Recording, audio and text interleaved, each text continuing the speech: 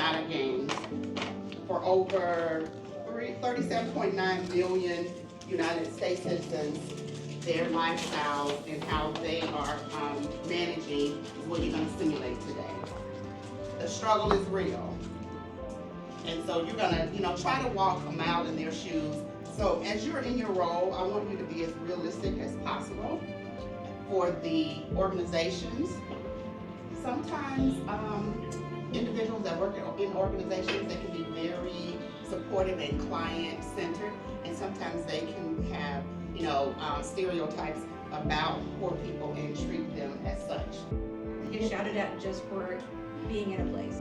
A bunch of lazy layabout. I was able to short a couple families along the way.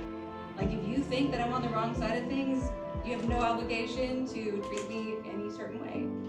Nobody said, but this is worth $100 and you're only going to give me $50. They just went along with it. And I guess desperation does that.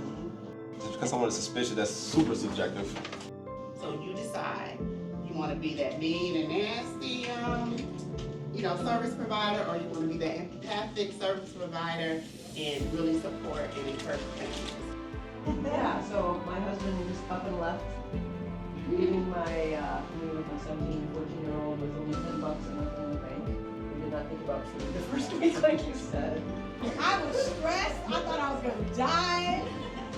This was also my first time just having to go to school, so that was different, just being at school and worrying about my mom all the time.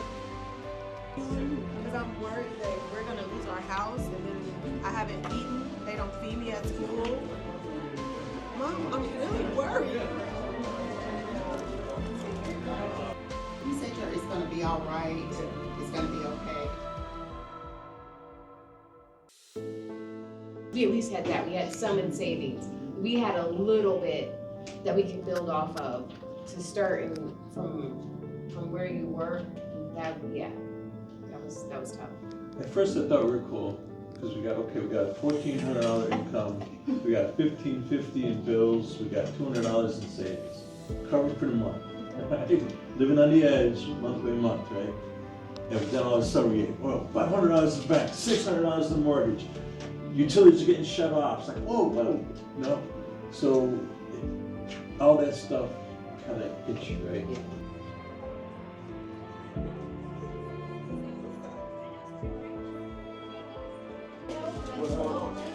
I paid $200 on our mortgage and he didn't give us a receipt and now he's saying we didn't give him any money.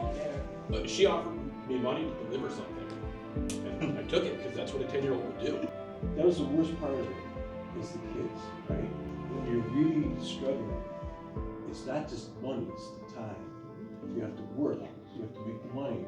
It's so hard to raise your kids right.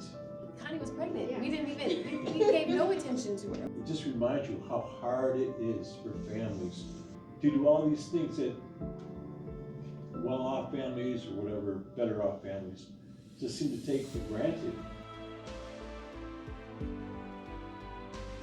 That is a very realistic day-to-day happening all over, and it's frustrating because a kid that has parents being busy and moving around constantly and lack of supervision and lack of resources gets offered money or food or things that they see on TV, and it's unrealistic to not expect a child to go that direction.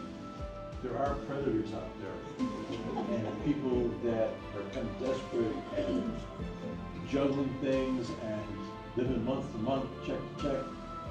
They can be taken advantage of. You go to get the link cards, you go to get lighting, you get help. There's people out there to help. Even with the quick cash, they're in for the money, but there's still a place for them. But it's nice to have that community there.